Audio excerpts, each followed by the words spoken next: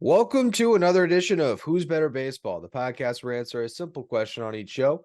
Who's better at baseball? I'm your host, Ryan Finkelstein, managing editor at justbaseball.com. I have Elijah Evans with us here today, and we're talking AL West and who's the best in this division.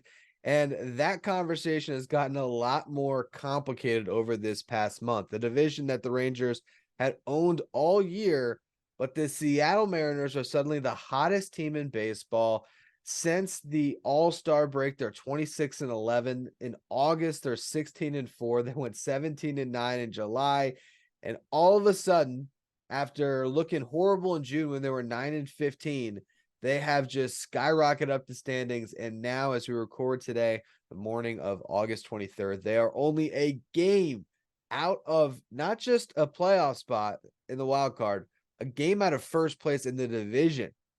The Mariners winning this thing?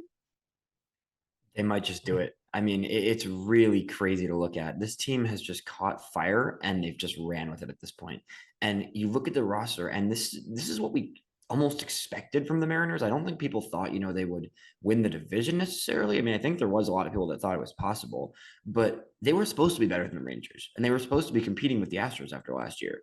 And the first half of the year, they just couldn't get their offense going, and the pitching has looked great most of the year. I mean, they've had obviously a few injuries here and there that have set them back, but the combination of Castillo and Kirby and Gilbert and the young guys with Bryce Miller and Brian Wu, like this rotation has been there, and the bullpen, despite losing Paul Sewald and trading him at the deadline, has also been there for the most part.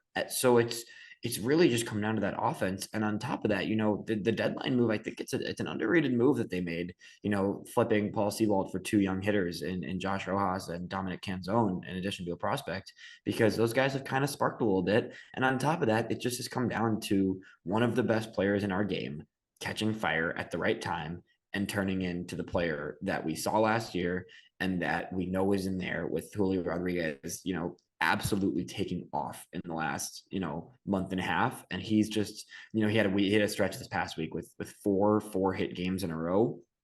He went 17 for 21 in the course of 5 games. And that's just a guy who, is he's in his element right now, and you can see it, and it's infectious, and the entire team is feeling it. And on top of that, multiple other guys in that lineup have really gotten going in comparison to where they were earlier this year. I think it's what we all thought of the Mariners, like you said there. And I think going into the year, I had them over the Astros. I know Peter Apple picked them to win the World Series. I mean, this was a team that everyone was high on because of all those things you mentioned, because the pitching was so good and because this lineup was supposed to be. And now all of a sudden you're seeing Teoscar Hernandez hit like, Teoscar can. And J-Rod is clearly the straw that stirs the drink, whatever type of cliche you want to call it. Yep.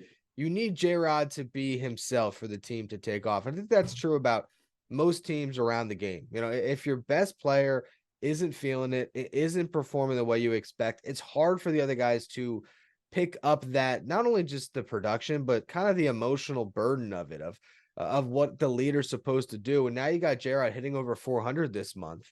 And Yeah. and all of a sudden, Cal Raleigh has 13 home runs since the All-Star break, and Suarez has 10 home runs since the All-Star break, and those guys are performing. JP Crawford has been great all year, but has continued to, hit well above his weight, hitting over 300 since the All-Star break, walking at a 16% clip. Looking at these numbers, it's just insane.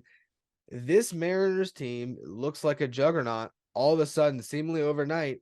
And it's really just a team that had a horrible June that wasn't really of their character. And now it's just like, all right, this team is all systems go and one of the best stories in baseball again.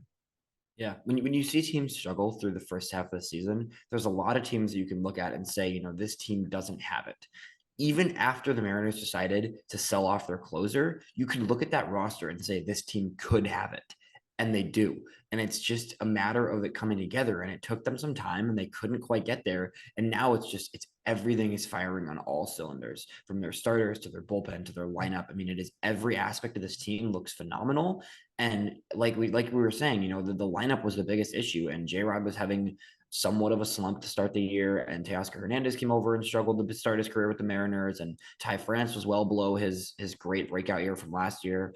But I mean, you look at August, just in August, these numbers I'm looking at right now are ridiculous. J-Rod over a 200 WRC plus. Dylan Moore has been an excellent platoon piece for them with a 207 WRC plus in August. This is still just the month of August. Teoscar 168, Ty France 170, Suarez 130, Jose Caballero 157. I mean, these are guys who are, it's not, obviously those numbers aren't sustainable, but at the same time, these are players who have had that ability to be good quality players all season, and now it's just finally coming together, and they're all clicking at the exact time together, and this team looks unstoppable. And all of a sudden, you're looking at a roster that's 1 game back after being, 10 back for most of the season from Texas. And with their August and their 8-game winning streak right now, and Texas's 6-game losing streak, all of a sudden we've got 3 teams in the AL West within 1 game of each other. It's funny because we were looking before we hit record here at the Rangers and trying to figure out like what's gone wrong. And yes, they've lost 6 in a row, but it's not like this team has gone into a tailspin. They've just gotten beat these last couple series, and meanwhile the Mariners never lose. And I'm looking at the schedule, and do you know they're closing the month for Seattle? It's 1 more game against your White Sox. Feel pretty good about that. Win. They got a day off. Yeah, it's a win. Then they go back home and they have 3 against Kansas City and 3 against Oakland. Oh, man, that's a team that's in first place at the end of the month. I mean, it So really is. that's a team that could be on a 15-game winning streak come September if everything breaks right. And then after that, they play my Mets. Another wow. 3 games, and then they got the Reds. The Reds aren't what they were. They've been on a tailspin. I mean, their schedule will get harder down the stretch, but they're also playing the teams they have to beat. They got the Rays, they got the Angels, the Dodgers, 1 more against Oakland, so 6 more games against the Athletics. That's good for them. And then they close the year with 3 against Texas in Texas, and then a homestand where they play Houston and Texas. So it's really suddenly, I don't want to get out of hand, but am I crazy to think it's the Mariners division to lose all of a sudden out of nowhere? You're not crazy. I still think I want to say it's the Rangers to lose because they've been so good all year and they've showed that they have the ability to really compete with the best. But in a week from now, I think you're right. I mean, I think there's a real case to be made that this is the Mariners to lose. But with that said, you really can't count out Houston yet, and that's because Houston, they've been there. They've done that. The Mariners and the Rangers are in this position where they're making a leap right now. And regardless of what happens, I still think the Rangers are going to make the playoffs. If they fall out of the playoffs, it would be a huge disappointment. But even for people that would be disappointed with them not to win the division, them making the playoffs at all would be a big step for them, given the last few years, given all the additions they've made, the changes they've made. Same with the Mariners. I mean, I know the Mariners made the playoffs last year and they had higher hopes this year, but what they're doing right now is it's what they want to be doing, right? And both these teams are taking huge steps for their franchise this year. The Astros have been here. They've done that. They've won this division every year. They've been in the World Series, 5 years in the last 7, I want to say. I think that's right. That team is a juggernaut. So you look at that roster and you say, can that experience and that team's just general, ability to be there every year take over down the stretch and win them the division? Because I mean, as much as the Mariners are great right now, if I had to pick a team right now, there's a chance I'm picking the Astros just because they're not as flashy. They aren't as exciting this season as the Rangers have been earlier in the year or the Mariners have been lately. But they're the Astros and they know what they're doing and they've been there. And Verlander looks good, and their rotation looks strong. Everything on that team is working. They're beating up on the Red Sox this week. They have some winnable games, and they're just a team that I don't want to ever count out the Astros, because if you told me, in a month from now that the Astros win the division by 5 games, would I really be surprised, even with the Mariners and Rangers playing as they are? Probably not. The Astros have won this division 5 times in a row. We can't really count the 2020 season when they didn't win it, but Right. on the full seasons, they have owned this division. And so they deserve that respect. And you're right, that there is still a great chance they come out of it. It's crazy because I think going into the season, we all sort of looked at the AL East and pinned that as, okay, that's the best division in baseball. And early in the year, it looked like it. At this point, I mean, name me a division that's 3 better teams than the AL West at this point. Yeah. I think that, outside of maybe Baltimore, those might be the best 3 teams in the American League. And I think also when you think about the playoffs in particular, I don't know if I take any team outside Yeah. of those three. I think those are the three best Yeah. teams that can have a shot to win the World Series this year, I think. No, I agree. And what's fun to look about when you're looking at those three teams is there's a real world where that ends up being a first round matchup between two of them. And then the winner of the two of them would face the third.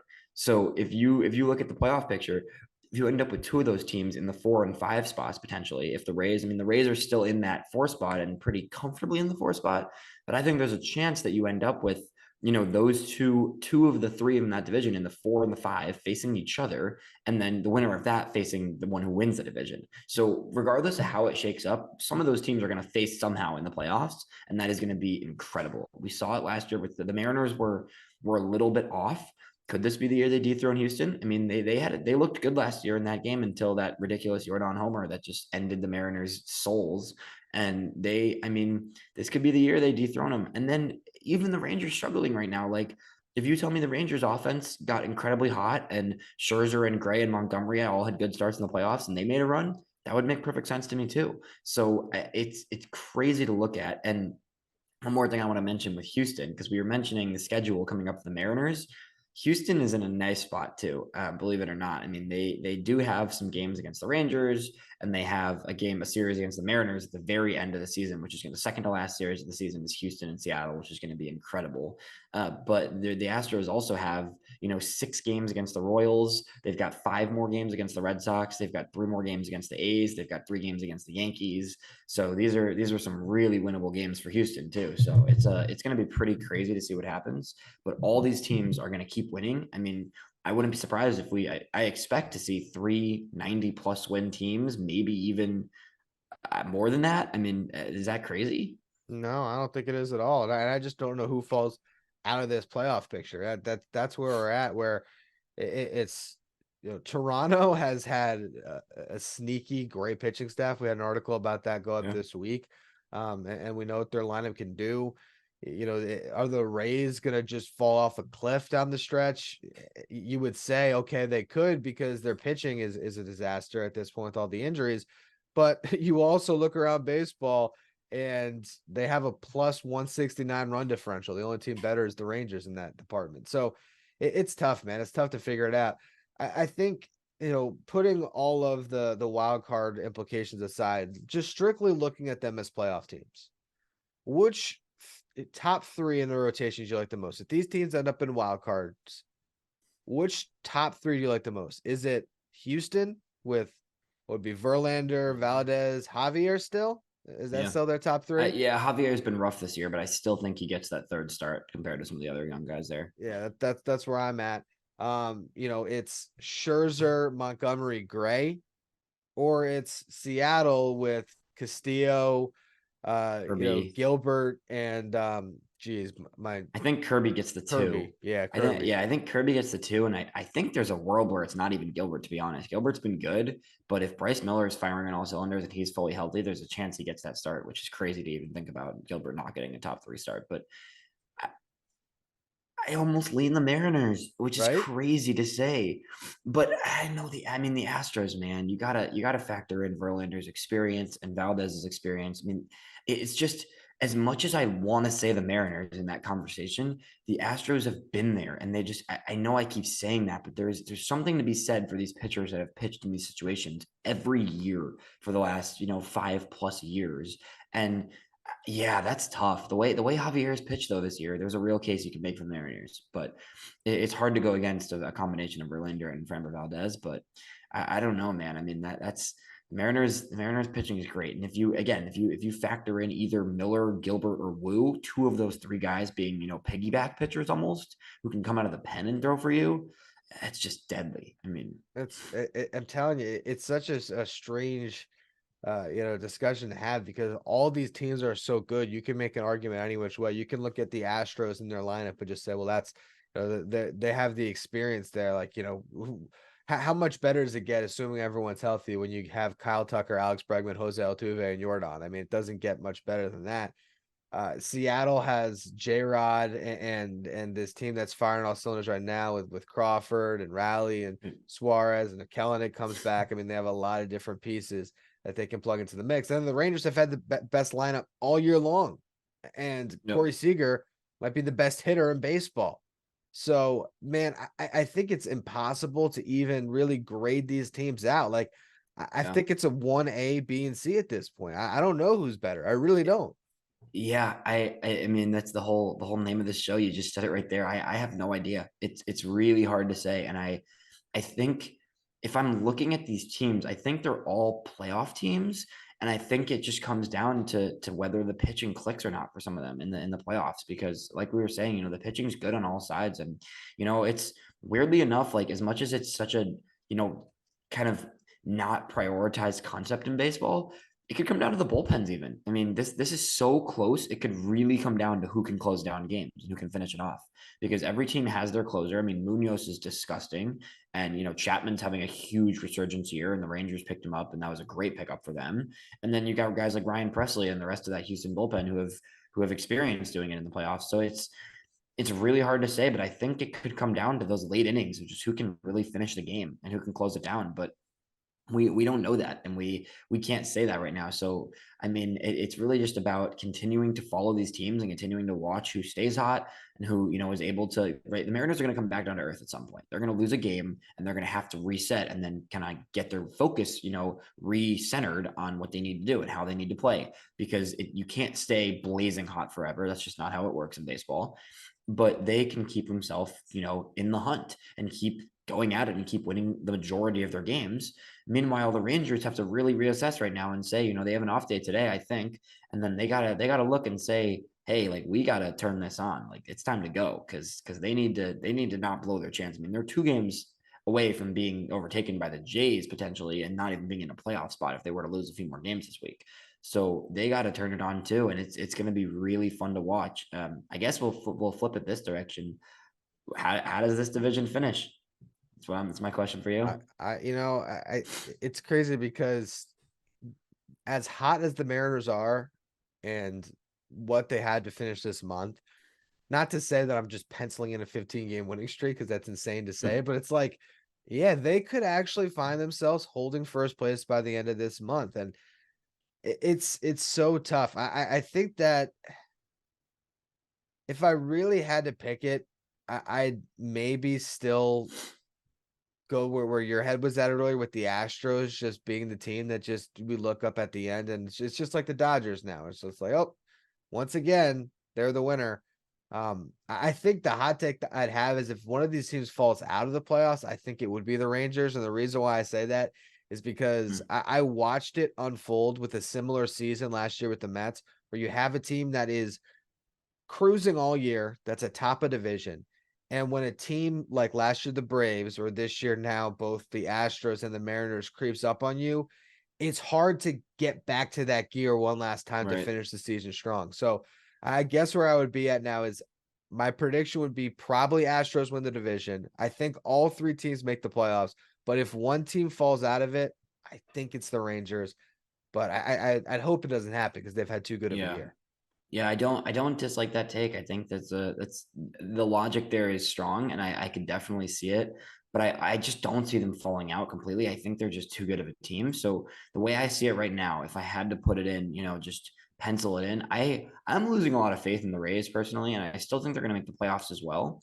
But I see this stacking up. Right now, if you had to give me a on the spot, I would put Astros finishing first as the 2 seed in the AL, which would put them as, behind Baltimore, but ahead of all these other teams. Just because I think these teams, they do have to face each other. Like the Astros do have to face the Rangers and the Mariners and vice versa for all these teams. So they are going to take some games from each other. Whereas the Orioles, I could see, just running through some of the Yankees games and Red Sox games and some of those other games they've got. So I'd put Astros winning the division as the 2 seed. I think I would put the Mariners as the first wild card in the 4 seed, even passing the Rays soon enough, just because I think they're going to get on that run. And then maybe the Rangers and Rays kind of in that 5-6. I don't know which way I lean there. Maybe the Rangers falling all the way to the 6 seed, but I still think they make the playoffs in the wild card spot. It's going to be, yeah, I don't know. The funniest part about it is I don't think there's a better spot to be in than the 6th spot in the Right. wild card because Exactly. and I hope it's maybe they Yep. reconsider that rule and they just reseed when you get to the playoffs They should. because the fact that the Twins are Yeah. going to be seated above all of these wild card teams. is ridiculous because they're not better than any of them. But Oh, I mean, they're not even close. It's you look at the roster, you look at the stats, you look at everything, and the Twins. You never know, right? It's the playoffs. Anything can happen in the playoffs, but I don't think they have a real shot against any of these teams in the first round. I mean, really? and Yeah. what's funny too is like I just wonder how the season ends because if the let's just say that the Jays fall off and the Red Sox are out of it, and you come down the stretch and the playoff field is set, it's just a matter of seeding.